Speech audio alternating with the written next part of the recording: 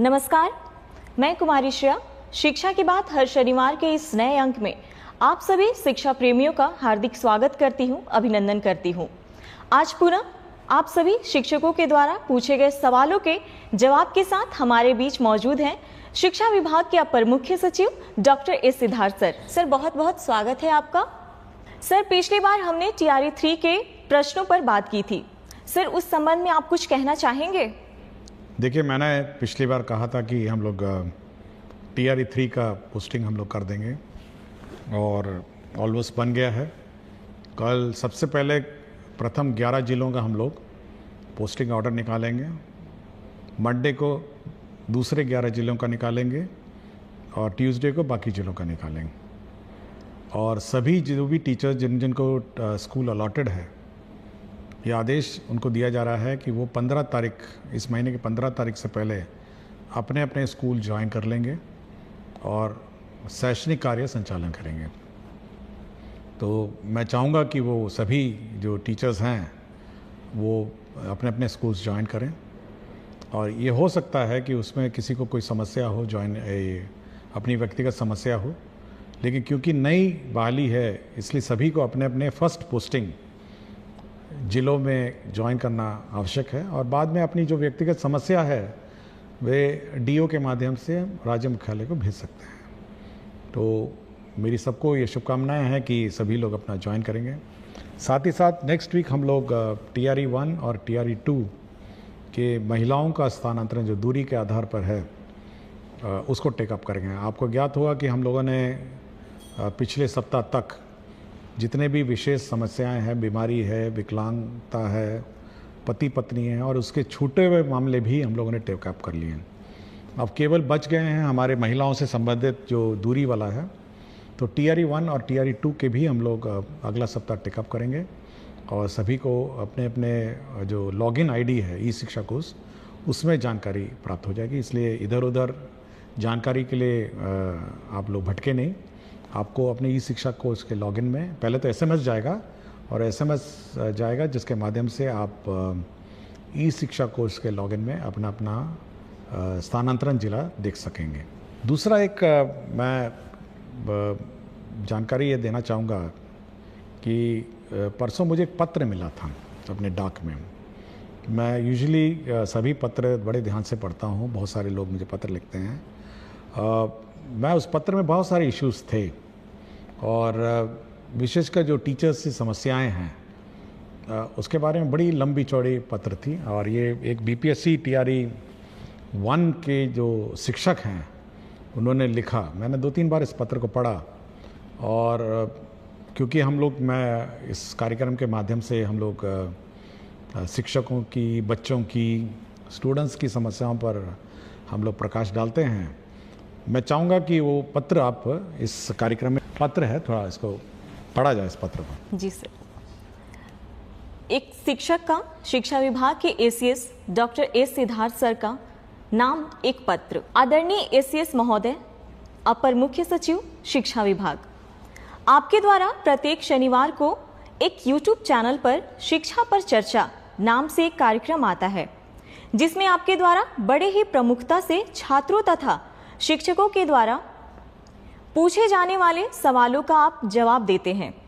मैंने भी कई दफे उसी चैनल पर कमेंट्स में जाकर अपने प्रश्न लिखे जिसे मैं विभाग के जिले स्तर पर एक व्यापक कमी के स्तर पर देखता हूं, जिस पर मैं आपका ध्यान इस पत्र के माध्यम से आकृष्ट करना चाहता हूं, क्योंकि मेरे वे प्रश्न आज तक उस चैनल पर नहीं पूछे गए हैं। मान्यवर, आपने शिक्षा विभाग में टेक्नोलॉजी का प्रयोग कर खासकर ई-शिक्षा कोर्स जैसे ऐप लाकर एक क्रांतिकारी कदम उठाया है जिसे इतिहास आपके इस अनोखे नवाचार के लिए सदैव याद रखेगा। किंतु इन सबके बावजूद कुछ ऐसी कड़ियां हैं जिन पर शायद आपकी नजर नहीं गई हैं। मैं इस पत्र के माध्यम से कुछ निम्नवत बिंदुओं के माध्यम से शिक्षकों, जिसे आप सदैव से भविष्य निर्माता जैसे शब्दों से सुशोभित करते आए हैं, के मन की वेदना को कहता हूं। हमने आपकी सदैव सुनी है, अब सुनने तथा इसके समाधान की बारी आपकी है। महाशय, आपने कुछ कर्तव्यहीन शिक्षकों को विद्यालय से बाहर रहने की गुप्त सूचना पर आपने उन पर उनके नैतिक दायित्वों का पालन सुनिश्चित करने हेतु हाजिरी दर्ज करने हेतु ई शिक्षा कोश जैसे ऐप लाएं। आपके इस क्रांतिकारी निर्णय ने वास्तविक तौर शिक्षकों की पहुंच को विद्यालय से सुनिश्चित किया। इसके साथ ही साथ इस ऐप ने शिक्षकों का समय पर विद्यालय आना तथा समय के बाद विद्यालय से जाना सुनिश्चित किया। किंतु विभाग द्वारा जिलों को समय से शिक्षकों के वेतन तथा एरियर के भुगतान हेतु राशि भेजने के बावजूद शिक्षकों के वेतन का भुगतान समय से क्यों नहीं? शिक्षकों को समय से वेतन का भुगतान हुआ कि नहीं, इसकी निगरानी ई शिक्षा कोश ऐप से क्यों नहीं? विभागीय आदेश के बावजूद शिक्षकों के वेतन तथा बकाया राशि का भुगतान नहीं होने पर डीईओ तथा डीपीओ स्थापना का निलंबन क्यों नहीं? महाशय, आपने ई शिक्षा कोश ऐप को इतना व्यापक रूप प्रदान किया है कि जिसमें छात्र, शिक्षक तथा विद्यालय तीनों का समस्त डाटा संग्रहित है, जो शिक्षा के क्षेत्र में आपके इस क्रांतिकारी परिवर्तन का अद्वितीय पहल है। किंतु जो शिक्षक साथी मेडिकल लीव या अर्न लीव या किसी अन्य लीव जैसे मातृत्व अवकाश पर जाते हैं तो उन्हें भौतिक आवेदन डीईओ या डीपीओ कार्यालय में जाकर देना होता है। तो फिर इन आवेदनों को आवश्यक साक्ष्यों के साथ ऑनलाइन ई शिक्षा कोश ऐप पर करने की व्यवस्था क्यों नहीं? महोदय, आपके विचारों से आपकी शिक्षा के क्षेत्र में सुधार करने का जो जज्बा है, हमें उससे भरपूर मोटिवेशन मिलती है। बिहार की स्कूली शिक्षा व्यवस्था को अद्वितीय बनाने का जो स्वप्न आपने और पूरी बिहार की जनता ने जो देखी है, हम उसे पूरा करने में अपना सर्वस्व निछावर कर चुके हैं। हम पूरे मन से, पूरी लगन से बच्चों को पढ़ाते हैं। हम उन बच्चों को भी पढ़ाते हैं जो पढ़ना नहीं चाहते हैं। हम उन अभिभावकों को भी प्रेरित करते हैं जो अपनी बच्चियों को पढ़ाना नहीं चाहते हैं। इतना करने के बाद हमें अपने वेतन भुगतान हेतु तथा बकाया राशि के भुगतान हेतु आपके डीईओ तथा डीपीओ के यहाँ क्यों जाना पड़ता है? हम शिक्षकों को भी अपनी माँ तथा अपने वृद्ध पिता का इलाज कराने हेतु पैसे की आवश्यकता होता है। आपने अपने हालिया भाषण में कहा कि शिक्षक का नौकरी कोई रोजगार नहीं है कि यह पैसे के लिए किया जाए। टीचिंग एक सबसे अलग जॉब है। आपके इस कथन ने मुझे व्यक्तिगत रूप से एक अलग दर्जे पर अपने शिक्षण कार्य हेतु उत्साहित किया। हम अपनी मजदूरी मांगना भूल भी जाएं, मगर हमारा आत्मसम्मान नहीं। आप शिक्षा विभाग के एसीएस होकर हम तमाम शिक्षकों को इतना मान सम्मान देते हैं। आप सभी शिक्षकों को आप कहकर संबोधित करते हैं, किंतु दुर्भाग्यवश आपके डीईओ, डीपीओ तथा उनके कार्यालय के लिपिक, परिचारी सभी लोग हमें अपमानित करते हैं। हमें तुम कहकर, कभी अरे कहकर बोला जाता है। हमें घंटों कार्यालय के बाहर इंतजार कराया जाता है। मान्यवर, आपके डीईओ तथा डीपीओ के दुर्व्यवहार के सामने आपका सारा मोटिवेशन समाप्त हो जाता है। उस पल हमें ऐसा लगता है जैसे शिक्षक बनना हमारे लिए गुनाह हो गया है। महाशय, हम शिक्षक अधिकांशतः आपके डीईओ तथा डीपीओ के कार्यालय में जाते क्यों हैं? अर्न लीव के लिए, मेडिकल लीव के लिए, मातृत्व अवकाश के लिए, वेतन भुगतान या बकाया राशि भुगतान के लिए। हम कार्यालय उपरोक्त कार्यों हेतु जाते हैं, तभी हमसे चढ़ावा मांगा जाता है, हमें अपमानित किया जाता है। अगर आप उपरोक्त कार्य हेतु ई शिक्षा कोश ऐप पर भी व्यवस्था कर दे तो कुछ हद तक हम शिक्षकों की मन की वेदना को आप दूर कर सकेंगे। महाशय, जब आप आपके डीईओ, डीपीओ महीने के 1 तारीख को अपनी मजदूरी ले लेते हैं, तो आप हम शिक्षकों की मजदूरी देने में 1 से 2 महीने का विलंब क्यों? एक अभिभावक अपने बच्चों का वेतन दिए बिना अपना वेतन कैसे पा सकता है? यह नैतिक रूप से बिल्कुल गलत है। आप भली भांति जानते हैं सर कि भूखे पेट मोटिवेशन भी काम नहीं आता है। आप और आपके डीईओ भाषण इसलिए दे देते हैं कि आपको कभी भी वेतन के लिए आपके अधिकार के कार्यालय का चक्कर नहीं लगाने पड़ते हैं।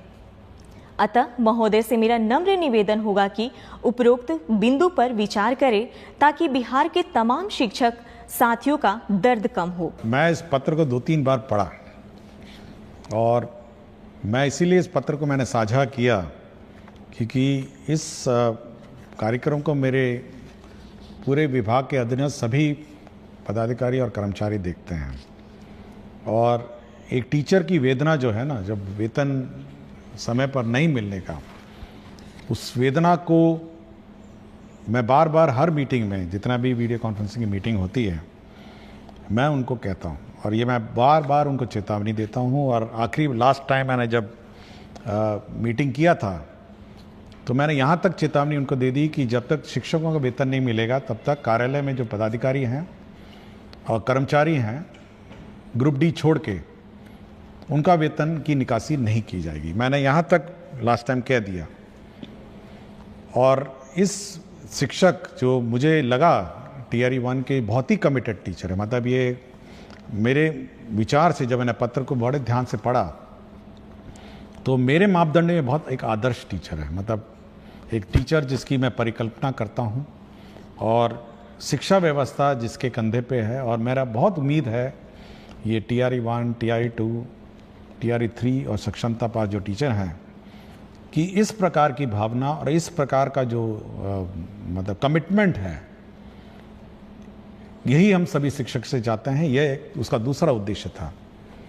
लेकिन अब जो देख के मुझे लगा कि हमारे शिक्षक कार्यालय, शिक्षा विभाग का कार्यालय जो है, अब वेतन तभी उसकी निकासी होनी चाहिए जब हमारे टीचर्स का वेतन पहले निकासी होगा। सबसे पहले जो फर्स्ट राइट है, पहले टीचर्स का वेतन निकासी होगा, उसके बाद ही हमारा जो सरकारी कार्यालय है उसका होगा। यह मैं पहले भी कह चुका हूँ और मैंने लास्ट टाइम इसकी चेतावनी भी दी थी।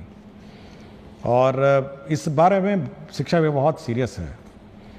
दूसरा ये है कि आपने देखा होगा पिछले सप्ताह हमने एक ग्रीवांस हैंडलिंग पोर्टल, एक वेबसाइट ई शिक्षा कोर्स का पार्ट बनाया, जिसमें 11 अव्यय उसमें है, 11 कंपोनेंट्स हैं, जिसमें भुगतान के बारे में है, जिसमें टीचर्स का अन्य टीचर तंग करने के बारे में है, जिसमें पब्लिक को टीचर तंग करने के बारे में है, जिसमें अन्य टीचर गायब हो जाने के बारे में भी है, जिसमें इंफ्रास्ट्रक्चर के बारे में है, बहुत सारे हैं।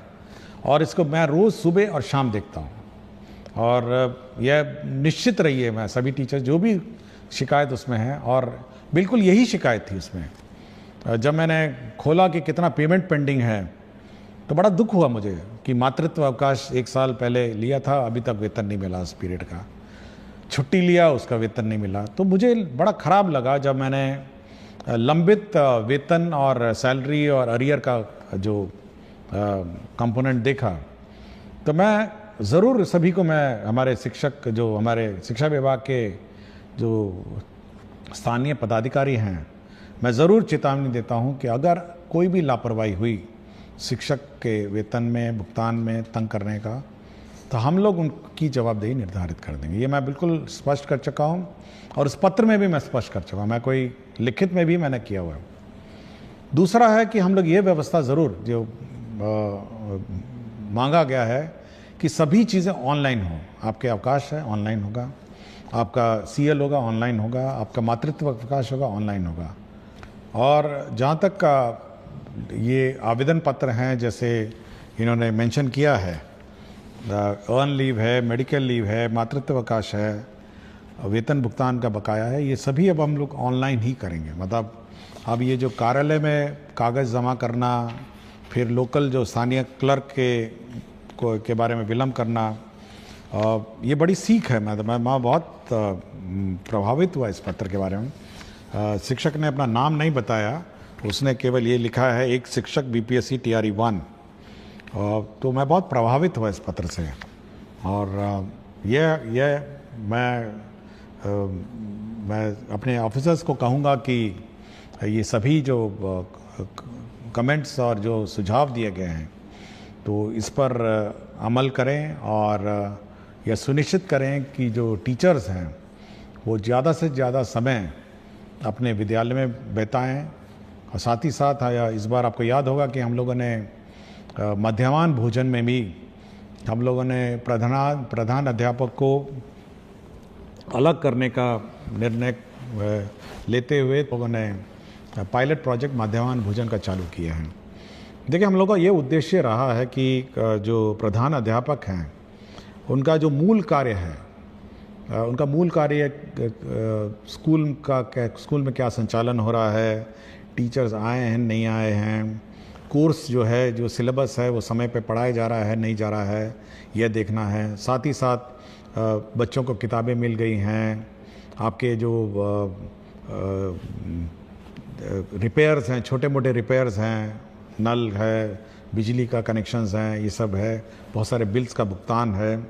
साथ ही साथ बच्चे स्कूल में आ रहे हैं नहीं आ रहे हैं, स्थानीय स्तर पर पंचायतों से जीविका और सभी जो भी स्थानीय जनप्रतिनिधि हैं उनके साथ बैठक करना और एक स्कूल का समन्वय समाज के साथ जोड़ना, तो ये सभी काम बहुत बड़ा काम है ये सब। और यह देखा गया है और ये मेरा जो इंस्पेक्शन और फीडबैक से मिला है कि जो समय मिड डे मील में लगा उससे जो शैक्षणिक कार्य है ये प्रभावित हो गया है। और हम चाहेंगे कि जो प्रधान अध्यापक जो टीम लीडर है, इसमें कोई जूनियर सीनियर की बात नहीं है, लेकिन एक डेजिग्नेटेड टीम लीडर के रूप में वो काम करे, एक टीम बिल्डिंग करे और साथ ही साथ जो सरकार का निर्देश है कि कैसे पढ़ाना है, स्कूल में गुणवत्तापूर्ण शिक्षा है, इसको सुनिश्चित करना है। अब जैसे हम देख रहे थे परसों पिछले सप्ताह ही बात है, अब एक टीचर का आपने देखा होगा कि एक ही फ़ोटो पे 10 दिन अटेंडेंस लगा दिया। तो यह भी काम प्रधान अध्यापक का है कि जब वो टीचर आ नहीं रहा है और उसका अटेंडेंस लग रहा है तो ये चेक करके ये पता करना कि भाई एक अटेंडेंस लग कैसे रहा है। तो ये फर्जीवाड़ा जो अटेंडेंस का हुआ पिछले सप्ताह जो एक मामला प्रकाश में आया, ये सब पर निगरानी रखना भी प्रधान अध्यापक का है। तो एज ए टीम लीडर जो प्रधान अध्यापक का है उसका काम है कि स्कूल का संचालन सरकार के नियमानुसार चले और बच्चों की गुणवत्तापूर्ण शिक्षा उनको उपलब्ध हो और साथ ही साथ समाज में पेरेंट्स हैं, पीटीए मीटिंग है, बहुत काम है, इतना सारा काम उसको है, अगर मैं गिनवाने लग जाऊं तो 1 घंटा और लग जाएगा। तो बहुत सारा काम है जो प्रधान अध्यापक के जिम्मे हैं। कोर्स समय पर हो, परीक्षाएं समय पर हो, मंडे टेस्ट समय पर हो, वीकली टेस्ट समय पर हो, तो बहुत सारी चीज़ें हैं। होमवर्क टीचर्स दे रहे हैं, क्लास में वर्कबुक करेक्ट हो रहा है, तो ये सारा जो ये कार्यक्रम है ये प्रधान अध्यापक के जिम्मे है। और मैं जिसने भी इतना लंबा पत्र बड़े हाथ से लिखा हुआ था, तो बहुत सुंदर हैंड राइटिंग थी, मैं हैंड राइटिंग देख के मैं एक बार रुका कि इतनी सुंदर लिखाई है, उसको देख के मैं बहुत ही प्रसन्न हुआ और मैं बैठ के मैंने इसको 3-4 बार पढ़ा। तो मैं आज इसीलिए मैंने आज इस कार्यक्रम को रखा कि आज एक बार इस पत्र के बारे में मैं सभी से चर्चा करूंगा और एक संवाद हम लोग शिक्षा में टीचर से संवाद स्थापित करना चाहते हैं, बच्चों से स्थापित करना चाहते हैं, अभिभावकों से करना चाहते हैं। और इसी कड़ी में मैं इस पत्र को आज मैंने पढ़ा, नमन करता हूँ, मैं उनको धन्यवाद देता हूँ कि शिक्षा क्षेत्र में सुधार के लिए उन्होंने मुझे पत्र लिखा। बहुत बहुत धन्यवाद सर। अगले सप्ताह पुनः आपसे मुलाकात होगी। धन्यवाद।